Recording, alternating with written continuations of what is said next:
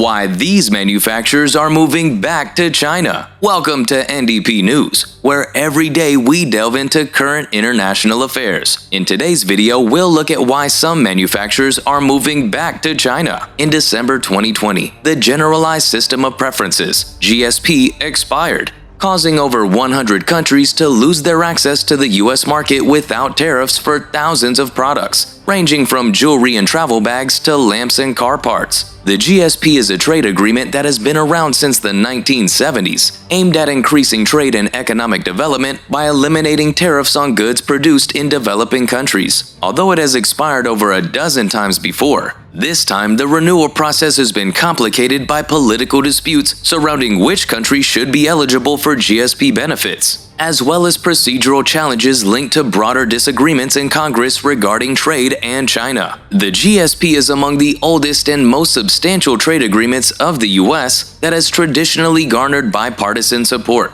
However, disagreements arose during the initial efforts to renew it after its expiration in 2020, with Democrats advocating for updates to ensure that beneficiary countries meet specific standards related to worker and gender rights, the environment, and the rule of law, which they believe would align the agreement with the broader trade policy of the U.S. Republicans that were against these updates, arguing that adding more conditions could harm trade with developing countries. Don't forget to like and subscribe to see more from N.D.P News. The GSP renewal delay and its effects on business. Adam and Amy Fasackerly are the owners of Lay & Go LLC, a company based in Alexandria, Virginia, that produces drawstring organizers for cosmetics and travel. In 2019, the couple shifted production of their products from China to Cambodia in response to U.S. tariffs aimed at reducing imports from China. However, due to the U.S. government's failure to renew a decades-old trade deal for developing countries, their imports from Cambodia now face tariffs as well, which has negatively impacted their profits. As a result, they've started moving their production back to China. Mr. Fasackerly shared that as a small business, they always try to adapt and not complain. When they decided to move their production away from China, they believed they were doing what the U.S. government had signaled they wanted. However, the lack of support for the GSP trade deal has left them feeling disappointed and frustrated, especially since it has resulted in higher tariffs and reduced profits for their business. While the lapse in the GSP trade deal may not have significant impact on the overall U.S. economy, it has been challenging for some businesses. Trade experts and executives have pointed out that this is a flaw in the U.S. trade policy toward China that could potentially impact investment in countries that have potential as manufacturing alternatives to China. Dan Anthony, the Managing Director of Trade Partnership Worldwide and Executive Director of the Coalition for GSP, emphasized that if the U.S. wants companies to move away from China, they should not raise tariffs on all of China's competitors. The GSP trade deal was not renewed, and goods from 119 developing countries and territories, including Cambodia, Indonesia, the Philippines, Thailand, and Brazil that had been eligible for duty-free import to the U.S. were hit with tariffs. This left U.S. importers with the tough decision of either hiking prices for consumers, absorbing the hit through lower profits, or finding cheaper manufacturing alternatives. Some U.S. companies have even been forced to return to China. The Senate agreed to reauthorize the GSP trade deal in 2021,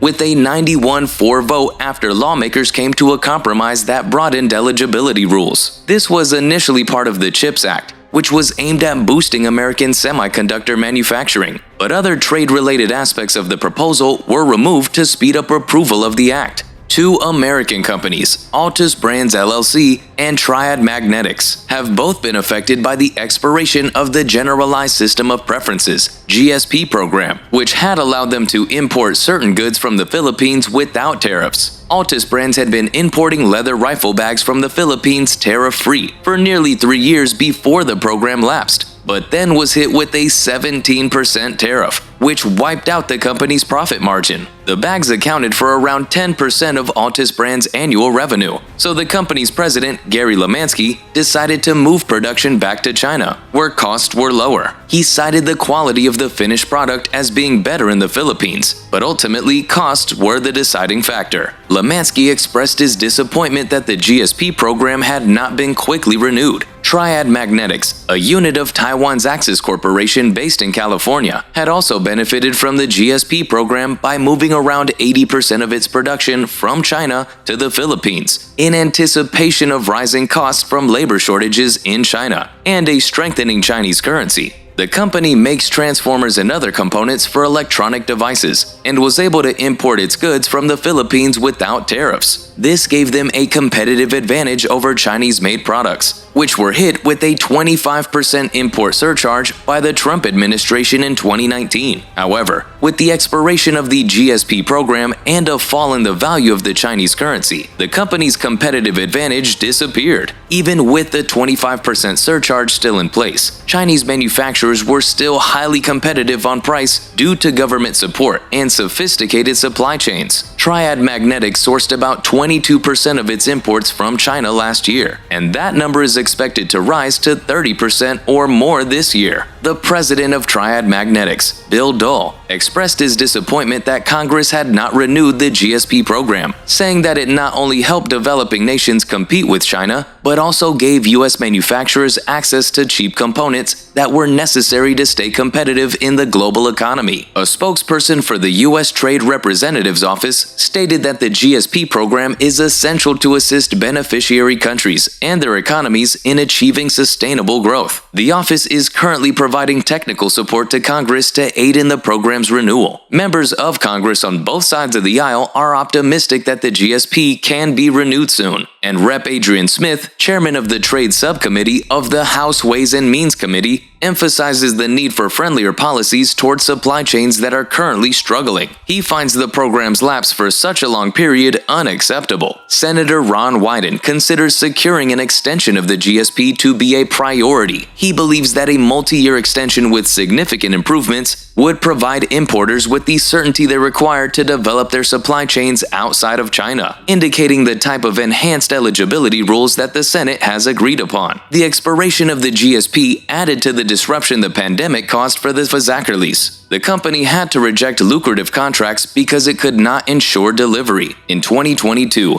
Lay & Go began placing significant orders with its previous suppliers in China, although there is still a 25% surcharge to bring its products in from China, on top of a 17% tariff on imports from Cambodia. China's factories are more consistent regarding pricing and delivery. The experience has been frustrating, but the Fazakkerlis are persevering and expanding their business while creating new products, including a line of messenger bags. Mr. Fazakkerli stated, "If you don't want to be challenged, you're in the wrong game." American businesses rely on the renewal of the GSP to stay competitive in the global marketplace. If the GSP isn't renewed, these businesses may be forced to make tough choices about their production and pricing, which could negatively impact their profits.